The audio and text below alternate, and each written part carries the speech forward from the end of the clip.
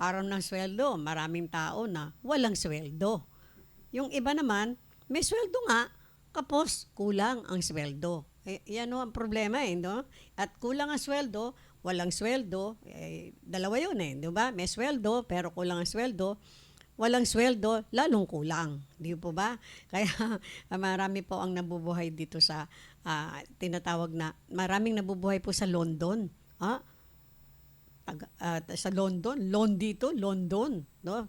Walang ginawa kundi maglo-loan. Kaya nga ngayon po nagkalat kahit po sa mga social media, meron nga pong isang nagpa-broadcast dito sa atin kung matatandaan nyo, na siya po ay nag-loan ng isang maliit na halaga, subalit nung hindi po siya makabayad, nagulat po siya sa taas ng porsyento ng niloan, no? Marami hong nag-o-offer diyan. Sabi, bigla ang loan, magkano gusto nyo? In just an hour or what granting ang loan, pero magagrant ang loan, pero katakyot-takyot na porsyento, yung commission, ay ang tawag doon, ha? Interest, grabe. No? Kung inyo pong matatandaan, yun nga po, sinabi ko sa inyo, merong rito, umiiyak pa no? Taga Divisoria ho siya, isang maliit lamang siyang manggagawa, nagwawalis yata sa Divisoria, at medyo nagipit siya at siya po ay umutang yan nga sa social media. Pero to his surprise, grabe po ang kanyang babayaran.